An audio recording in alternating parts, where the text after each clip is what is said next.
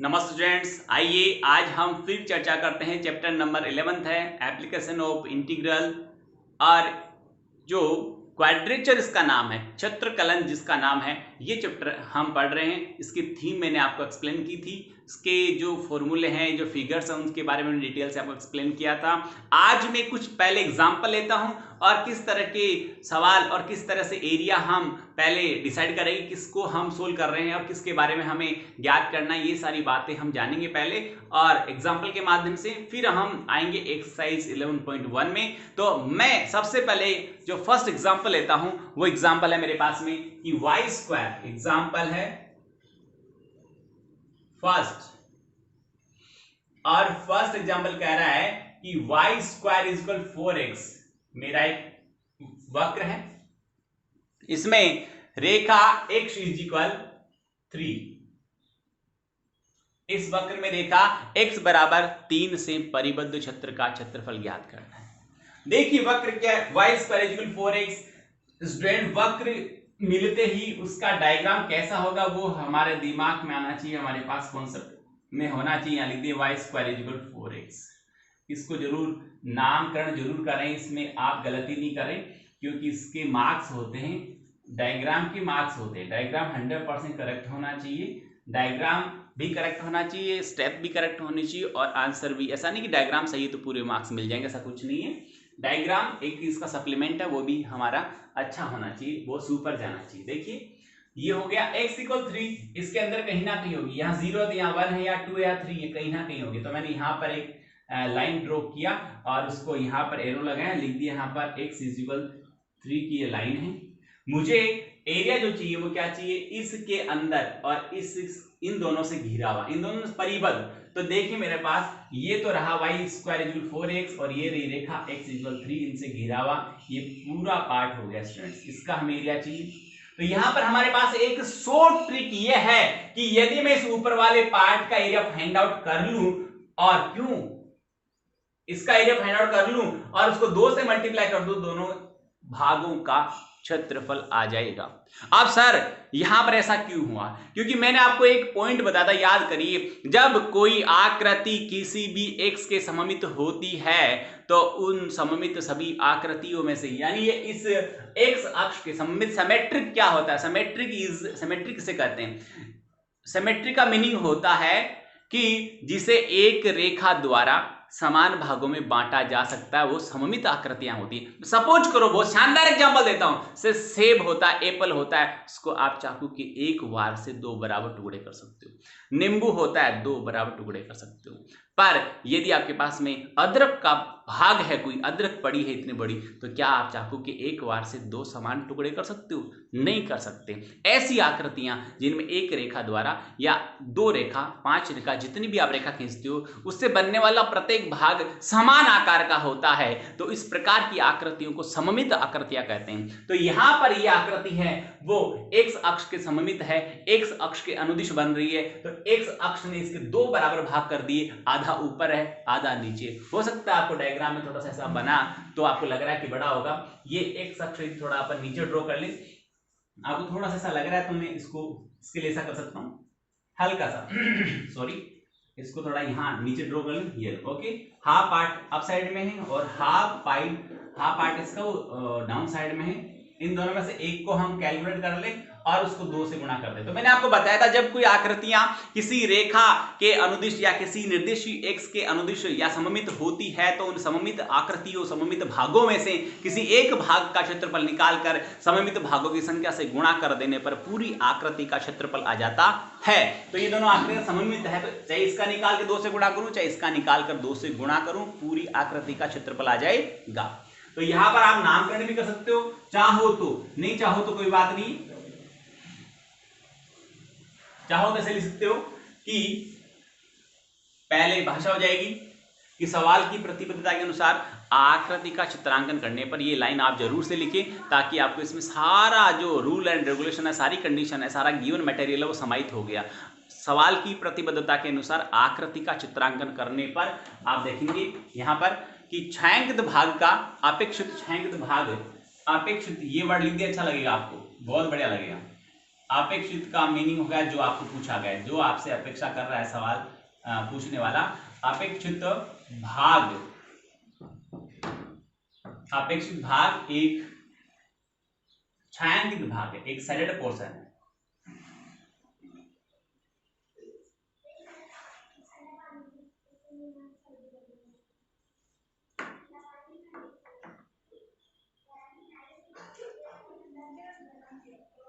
ठीक है, अपेक्षित भाग एक छायांकित भाग है या छायांकित भाग है। इसके आगे भी लिख दो कौन सा भाग है, ओ सी ए बी और वापस क्लोज करना है ओ सी ए बी ओ। समझ में आ गया, पूरा भाग है। जब हम एरिया पता करेंगे तो area of O C A B O, तो यहां पर 2 into area of O A B O B हो सकता है, और 2 into area of A O B निकालेंगे तो इंटीग्रल यहां लिमिट यहां से यहां तक आएगी, और ये लाइन है वो x इक्वल 3 पे है, तो लिमिट होगी 0 से 3, और यहां पर आएगा एफ एक्स लिख दो चाहो तो, और एफ एक्स ने लिखी यहां पर y के टर्म में, इसलिए मैं y इंटू डी एक्स लिख दूंगा। सर यहाँ y क्यों लिखा, dx क्यों लिखा, वो सुन लीजिए यार आप आराम से। dx जिस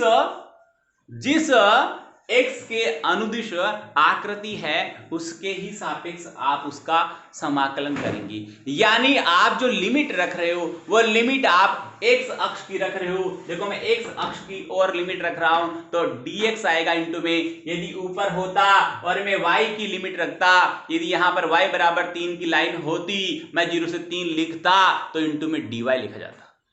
समझ में आ गई, समझ में आ गई। आप जो लिमिट रख रहे हो वो x अक्ष के अनुदिश या x अक्ष के टर्म में लिख रहे हो तो इंटू में dx आएगा, यानी y इंटू dx आएगा। यदि आप लिमिट y के टर्म में रख रहे हो, y के सापेक्ष रख रहे हो, y के अनुदिश आप यदि लिमिट रख रहे हो तो x इंटू dy लिखा जाएगा। y का वैल्यू रखो,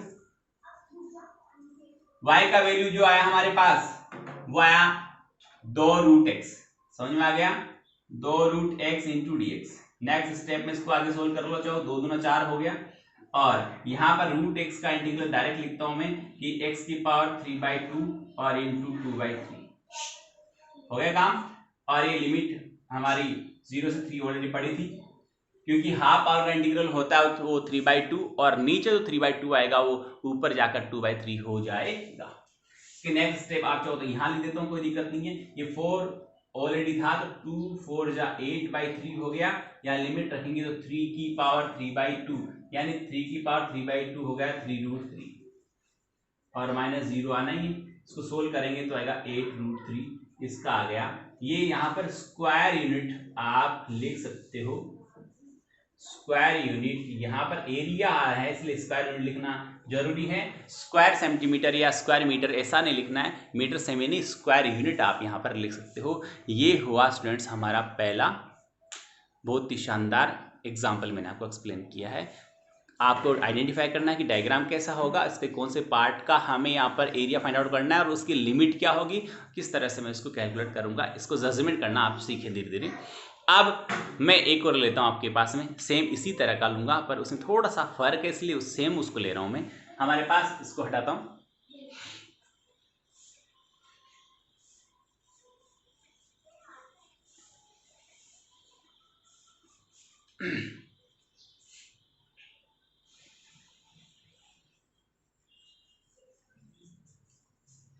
वक्र जो है हमारा y स्क्वायर इक्वल 4ax है, y स्क्वायर इक्वल 4ax हमारा वक्र है, और हमें गिवन है x is equal to a, x is equal to a वक्र x इज इक्वल शुरू, यहाँ देखिए वक्र y स्क्वायर इक्वल 4x और x अक्ष, इन सब वर्ड्स को देख के ही काम करूंगा मैं, और रेखा x इज इक्वल टू ए से घिरे भाग का क्षेत्रफल, घिरे भाग का क्षेत्रफल याद कर। समझ में आ गई। देखो इन सब वर्ड्स को, y स्क्वायर इक्वल 4x, थोड़ा सा वापस से ढंग से लिखता हूं एक बार, मजा नहीं आया। तो y स्क्वायर इक्वल 4x और एक हो गया x अक्ष। आप सुन लो इन सब प्रतिबद्धताओं, इन सब कंडीशंस को फॉलो करने वाला, इन सब रूल और रेगुलेशन का पालन करने वाला, इन सब प्रतिबद्धताओं से परिबद्ध जो भाग होगा उसका हम क्षेत्रफल ज्ञात करेंगे। और तथा इसने बोला है कि रेखा, और रेखा कौन सी है? रेखा है स्टूडेंट्स हमारे पास x = 2a। इनसे, इन तीनों से जो भाग परिबद्ध होगा, जो इनसे घिरा हुआ होगा, उसका क्षेत्रफल हमें ज्ञात करना है। आई बात समझ में? तो यहां पर देखिए, मैं पहले डायग्राम इसका बनाता हूं, एक एक पार्ट को आप सोल्व करें। यहां पर इसका डायग्राम बना सेम, अभी हमने जो डायग्राम बनाया था स्टूडेंट्स सेम उस वैसा ही बनेगा, सिमिलर सा। ये आ गया, और इसको नामकरण आपको करना बताया था मैंने, इसका नामकरण भी हो गया हमारे पास में, इसका भी हो गया है, ये लो हो चुका है, ओके।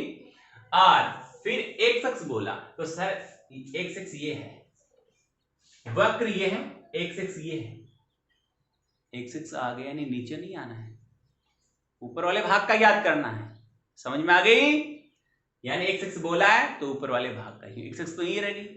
अब आप कहोगे सर एक्स अक्ष तो यहां है, तो वक्र ये और ये क्यों नहीं ज्ञात किया? ये कर लो, एक ही भाग ज्ञात करना है, चाहे ऊपर वाला करो चाहे नीचे वाला करो। बट यहां पर आप समझे आगे, और देखिए यहां पर कि x = 2a, तो वो अंदर से जाएगी, रेखा जाएगी।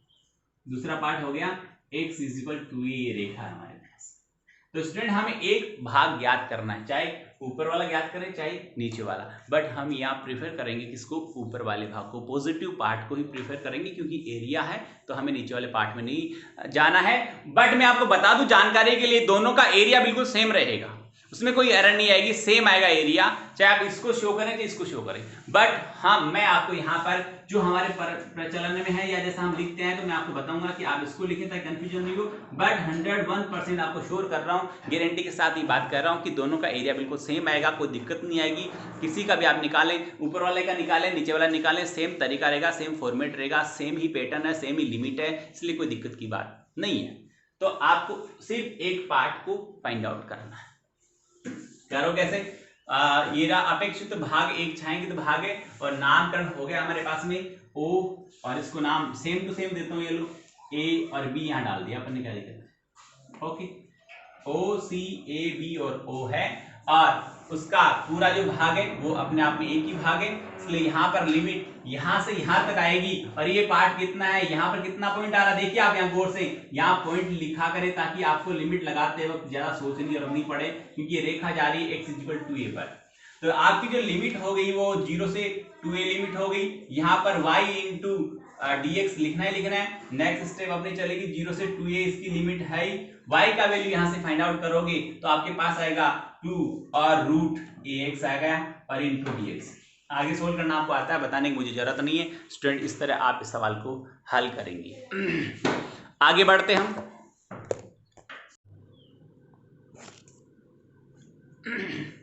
तो हम यह देख रहे थे, बात कर रहे थे कि लिमिट 0 से 2a में आप इसका इंटीग्रल फाइंड आउट करेंगे, और फिर लिमिट इसमें पुट करेंगे, आपको आंसर इसका मिलेगा। यहाँ पर मेरा आपको उद्देश्य ये बताना था कि यहाँ पर एक पार्ट ही क्यों लिया गया, क्योंकि कौन सा पार्ट हमारे को फाइंड आउट करना है, एरिया किस पार्ट का पता करना है, ये सवाल में जितनी भी इंफॉर्मेशन लिखी होती है उसके आधार पर ही हम उसको जज करते हैं। तो अच्छी तरह से पूरी इंफॉर्मेशन पढ़ें, पूरा सवाल ढंग से पढ़े। देखिए आगे बात करते हैं हम कि एक अच्छा सवाल है, वो है y = देखो लिखना तरीका कितना शानदार है, y = 4x² है, मेरे ख्याल से 4x² है, और दो रेखाएं हैं, y = 4x², और रेखाएं हमें दे रखी है, दो रेखाएं हैं, रेखा एक तो y = 1 है, और दूसरा मेरे ख्याल से y = 4, यानी इस वक्र और इन दोनों रेखाओं से घिरे भाग का हमें क्षेत्रफल ज्ञात करना है। तो देखिए हम इसको कैसे मैनेज करेंगे, आइए डायग्राम, सबसे पहले डायग्राम ही सबसे इंपॉर्टेंट है, डायग्राम ही बताता है हमें क्या करना है, क्या लिमिट रखनी है, किस तरह से हमें इसे फॉलो करना है। तो डायग्राम में यहाँ पर देखिए x पे स्क्वायर है, तो ये है तो परवलय पर x² वाला है, और x² वाला परवलय y एक से सममित और ऊपर की ओर खुलता हुआ है, तो इसको u बनाएंगे हम, ओके, और इसको लिख दे इधर एरो लगाकर, यहाँ जगह इधर लिख दे ये लो y इज इक्वल, इसको एक्चुअल ऐसा लिखना चाहिए आपको, x square is equal y by 4। Okay, और हमें दो रेखा दे रखी, तो हमारे पास ये हो गई y इज इक्वल 1 हो गया, और दूसरी थोड़ी ऊपर बना दे और इसको लिख दें आप यहाँ पर y इज इक्वल 4। समझ में आ गई? इन दोनों रेखाओं से घिरा होना चाहिए, इस वक्र से घिरा होना चाहिए। इट मींस ये वाला पार्ट, पूरा का पूरा पार्ट हमें पूछ रहा है। तो लिमिट कहां से कहां तक होगी? लिमिट होगी 1 से लेकर 4, ये पॉइंट हो गया और 0,1 हो जाएगा, और ये पॉइंट होगा हमारे पास 0,4 हो गया। लिमिट 1 से 4 होगी, 1 से 4 होगी, और किस में रखनी है? पूरे वक्र में रखनी है। इसको आप चाहो तो मैं इस तरह से लिख दूं, इंटीग्रल आएगा और 1 से 4 इसकी लिमिट आएगी, और यहाँ पर x इंटू डी वाई आएगा स्टूडेंट्स, क्योंकि हम लिमिट रख रहे हैं वो y के टर्म में लिखने, और y x के अनुदिश y x से सममित है आकृति, तो यहाँ पर इंटू डी वाई आएगा और x इंटू डी वाई इसका रहेगा। इसका हम नामकरण कर देंगे, जो भी करना है आप चाहो तो यहाँ से इसको a नाम दे दो, इसको b दे दो, c है, ये d है, e है और ये f है। ओके, तो सबका यहाँ पर नामकरण आएगा कि यहाँ एरिया ऑफ आप लिखेंगे A B C D E F और वापस ए।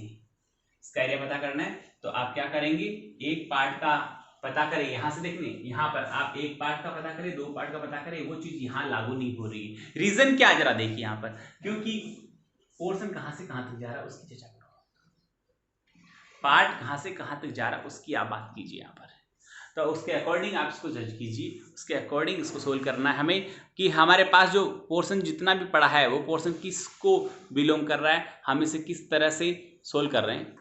तो यहाँ पर क्या है, ये दो भाग है, मैं क्या करूंगा, एक भाग को, यानी दोनों सममित भाग है, यानी इस रेखा द्वारा दो समान भागों में बांटे गए, तो एक को फाइंड आउट करूंगा, उसको 2 से गुणा कर दूंगा, तो यहाँ पर 2 इंटू आ गया, x इंटू डी वाई रहेगा, आगे इसको लिखता हूँ, ये 1 इंटू 4 इसकी लिमिट रहेगी, और यहाँ पर x का जो वैल्यू आएगा वो आएगा हमारे पास में 1/2 रूट y, यानी 1/2 और रूट y, इसका आया रिजल्ट इंटू डी वाई, और इसको सोल्व करेंगे तो 2 बाहर पड़ा रहेगा, और यहाँ पर ये 1/2 से 2 कैंसिल होगा, तो इसको हटा देता हूँ मैं, और रूट y का जो इंटीग्रल आएगा वो y की पावर 3/2 और 1 से लेकर 4 इसकी लिमिट रहेगी, आगे से सोल्व कर देंगे हम। 2/3 ऑलरेडी पड़ा है, जब यहाँ 4 रखा जाएगा तो इसका वैल्यू होगा 8, और यहाँ 1 रखा जाएगा तो माइनस आएगा 1, यानी 14/3 इसका आंसर आ रहा है।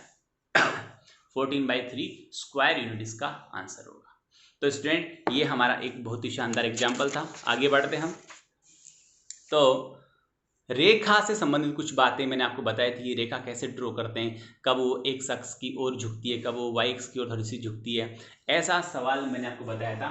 तो एक बार फिर मैं इसको इरेज करता हूं, और एक रेखा वाला एग्जाम्पल भी आपको एक्सप्लेन करता हूं कि रेखा किस तरह से एक वक्र के अंदर अपना रोल अदा करती है। आइए, हमारे पास सवाल है स्टूडेंट्स कि x square plus y square is equal 9, okay, and रेखा है x इक्वल रूट 2y, और x एक्स से परिबद्ध क्षेत्र का प्रथम पाद में क्षेत्रफल ज्ञात करना है। भाषा पूरी सुन लें, x इज इक्वल है रूट 2y, और x अक्ष, और अगले ने साफ कह दिया कि प्रथम चतुर्थांश, फर्स्ट क्वाड्रेंट, प्रथम पाद के लिए बोला है, यानी फर्स्ट क्वाड्रेंट की बात कर रहे हैं। तो सारा पॉजिटिव पार्ट है, कौन सा भाग लेना ये हमें क्लियर हो गया, उसका पूरा हिंट हमें मिल गया।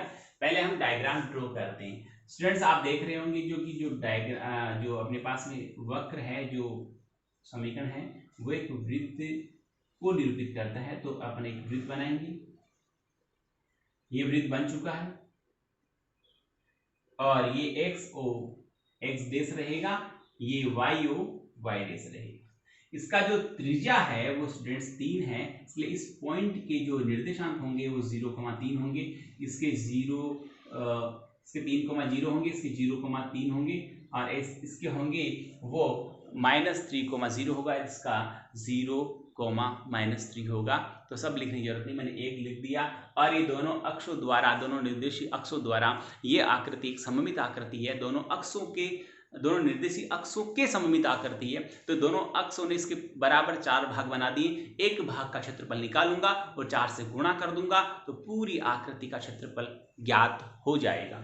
तो यहाँ पर हम सिर्फ एक ही आकृति, एक ही भाग की बात करेंगे और 0 से यहाँ पर 3 लिमिट होगी और वो लिमिट किसमें रखनी है, हमें इसमें रखनी है। अब हमें पूरे भाग का चाहिए होता तो 1 का निकाल के 4 से गुणा करते, पर स्टूडेंट्स हमें सिर्फ कहा है फर्स्ट क्वाड्रेंट की बात करो।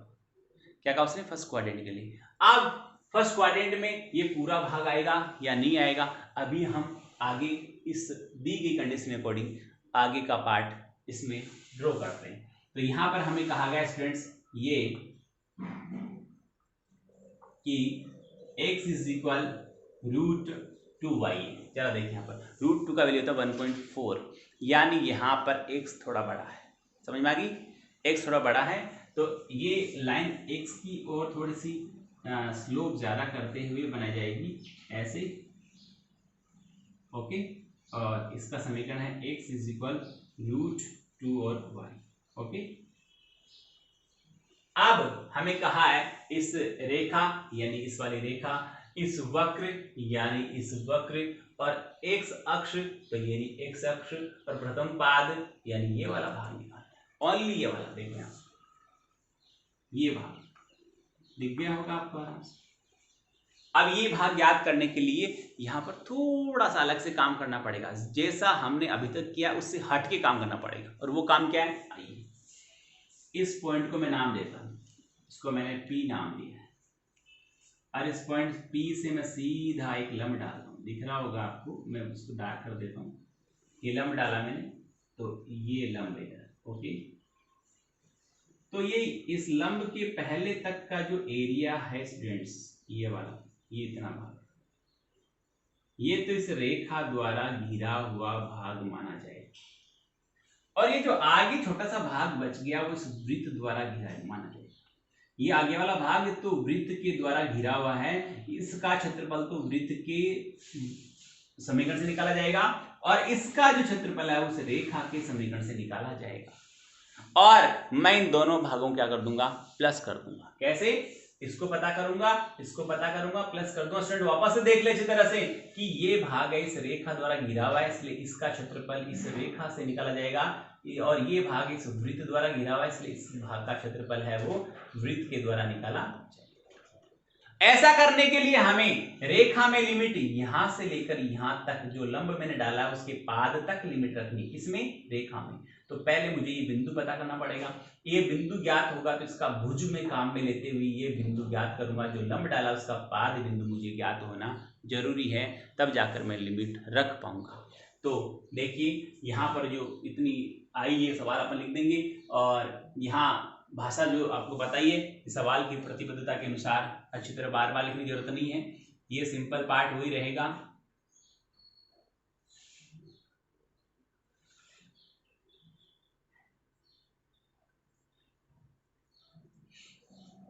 सवाल में जितना भी हमें मटेरियल दिया गया था वो सारा उसका सारे का जिक्र इसमें हो जाता है, इसलिए ये लाइन लिखने से सारा काम एक ही लाइन में काम हो जाता है। सवाल की प्रतिबद्धता के अनुसार यानी सवाल में जो जो हमें दिया था उसके अनुसार भाई साहब हमने डायग्राम बनाया है और उसका नामकरण किया है। के अनुसार आकृति जो हमने बनाई है उसका हमने अंकन किया, चित्र बनाया, नामकरण भी उसको दिया। आकृति का चित्रांकन करने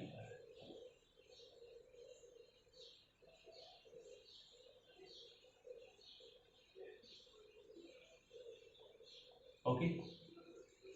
और फिर ये लाइन लिखनी है, अपेक्षित भाग एक छायांकित भाग और उसका नामकरण आपको देना है, जो भी नाम देना आपको। यहाँ पर हम नाम दे सकते हैं चाहो तो ये जो बिंदु है ना इसको देखो, देखो मैं आप लिख रहा हूँ इसको ए नाम दे रहा हूँ, ओ ए, उस आगे वाले जो बिंदु उसको दे रहा हूँ बी नाम और ये पी है और वापस ये आ जाएगा। तो नाम हो गया ओ ए बी पी और वापस ओके।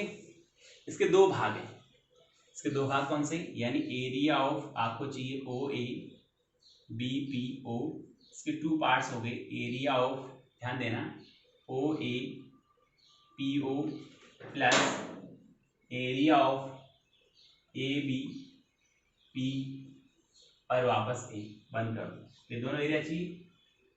इसके लिए मैं आपको कहूंगा कि वक्र समीकरण यहाँ लिखेंगे कि चूंकि x square plus y square equal 9, समीकरण संख्या 1, तथा दूसरा था x is equal root 2y को हल करने पर डायरेक्ट रिजल्ट जो आएगा हल करने में वो रख सकते हैं, या फिर इसको रखूं तो x का वैल्यू यहाँ रखूंगा तो बन जाएगा 2y square plus y square is equal 9 हो गया, ये 3y स्क्वायर इज इक्वल 9 हो गया, और y स्क्वायर इज इक्वल 3 हो गया, और y इज इक्वल रूट हमारे पास में 3 आ गया। प्लस माइनस नहीं लगाऊंगा क्योंकि मुझे नीचे जाना है नहीं, इसलिए y का वैल्यू माइनस में आएगा ही नहीं। y का वैल्यू आया अपने पास ये, तो मैं y का वैल्यू यहाँ रखता हूँ, तब हमारे पास x का वैल्यू आएगा, तब x इज इक्वल आया रूट 6, क्योंकि रूट 2 पहले से पढ़ा था, और ये हो गया हमारे पास में रूट 6 हो गया, क्योंकि y का वैल्यू कितना है हमारे पास में 3 आया। तो देखिए स्टूडेंट्स, यहाँ पर हम ये बात करना चाह रहे हैं आपसे कि x का वैल्यू आया, हमें सिर्फ x के वैल्यू से ही ताल्लुक आता है, क्योंकि x का वैल्यू आएगा तो मैं इस पॉइंट ए के निर्देशांक ज्ञात कर लूंगा, वो आया हमारे पास में रूट 6, 0। ये बात आपको अच्छी तरह से समझ में आ रही होगी, एक बार ढंग से देख ले, समझ ले कि ये पॉइंट कौन सा है और इसके निर्देशांक क्या है।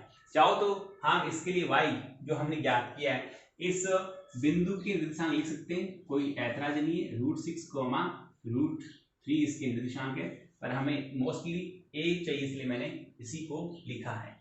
अभी दोनों भाग यहाँ पर लिखे हुए हैं, इसको हल कर लिया आपने।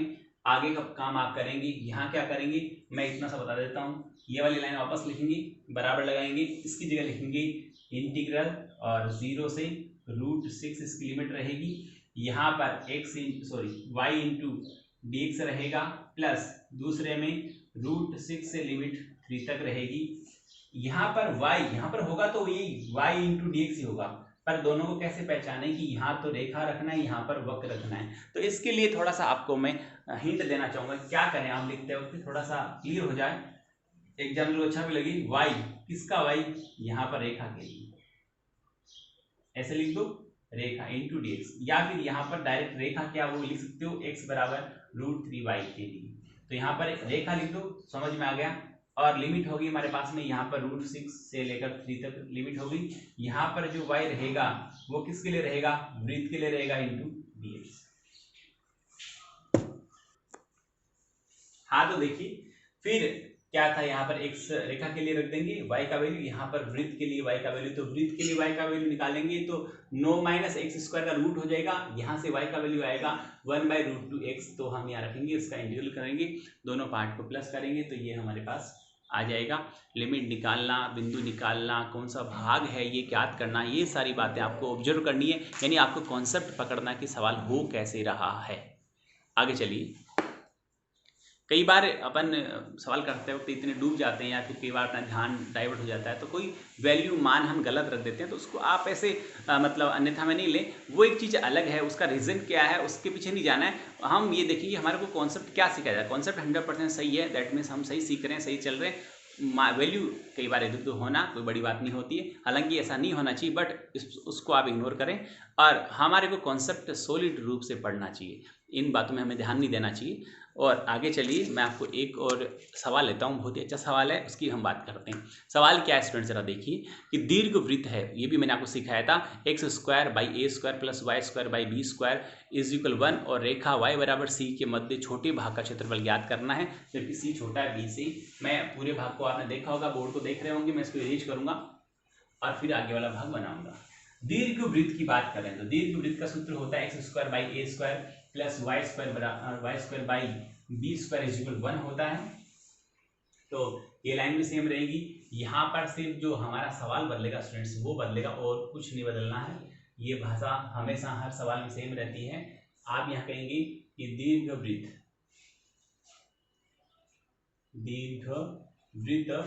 हमारे पास है x square by a square plus y square by b square is equal 1।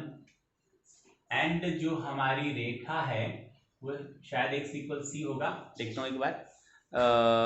Y is equal सी है, सॉरी, ये वाई इज इक्वल सी और के मध्य छोटे भाग का हमें क्षेत्रफल ज्ञात करना है। तो मैं डायग्राम बनाता हूँ। दीर्घवृत्त में यहाँ पर उसने बोला है कि सी छोटा है बी से। सी क्या है? बी से छोटा है। दीर्घवृत्त है, दीर्घवृत्त के दोनों भागों में एक्स के नीचे ए स्क्वायर है और वाई के नीचे बी स्क्वायर है। ए बड़ा है बी बड़ा, ये नहीं दे रखा है, इसलिए हम जैसा भी बनाएंगे दीर्घवृत्त वो चलेगा। ओके, मैंने ऐसा बना दिया, इसमें ए को बड़ा मानते हुए बनाया मैंने। यहाँ पर रेखा खींच दी मैंने। कौन सी रेखा थी? जो हमें ये कहा गया था y इक्वल सी वाली रेखा है। छोटे भाग का इस भाग का हमें क्षेत्रफल चाहिए था। तो यहाँ पर जो बिंदु आएगा उसके निर्देशांक होंगे 0, c और यहाँ पर बिंदु होगा वो 0, b और यहाँ पर जो बिंदु होता है ये स्टूडेंट्स क्या है हमारे पास में xo और x डैश है और ये स्टूडेंट्स yo और y डैश है। ये जो बिंदु होता है वो होता है हमारे पास a, 0। तो आप c से लेकर b तक की लिमिट रखेंगे, c से लेकर b तक की लिमिट रखेंगे और 2 से गुणा करना, क्योंकि 2 भाग है, क्योंकि इस yx द्वारा ये दोनों आकृतियां सममित हो गई है, 2 बराबर भाग हो गए। एक भाग का निकालें, c से लेकर b तक की लिमिट रखें। ये करना आपको, c से लेकर b तक की लिमिट है और इसको 2 से गुणा करना है और यहाँ पर आएगा x इंटू dy आ जाएगा। तो 2 बाहर पड़ा रहेगा, c से b की लिमिट रहेगी। x का वैल्यू यहाँ से फाइंड आउट कर लेंगे, वो वैल्यू आपके पास आएगा स्टूडेंट्स कि यह है हमारे पास में a square by b square root और वैल्यू रहेगा b square minus y square into d y. इसका आपको इंटीग्रल करना है और स्टूडेंट्स यहाँ से x का वैल्यू आप भी निकाल सकते हैं। क्या होगा? तो स्क्वायर हटेंगे तो यहाँ पर इसके भी रूट लगा तो इसका भी स्क्वायर हट जाएगा, b अपॉन ए इसका वैल्यू हो जाएगा। तो a upon b root b square minus a square, इसका जो फॉर्मेशन है वो आएगा, इसका वैल्यू आएगा। तो स्टूडेंट जरा देखें, गौर से समझें, हल करें और अच्छी तरह पढ़ाई करें। बहुत बहुत धन्यवाद, थैंक यू।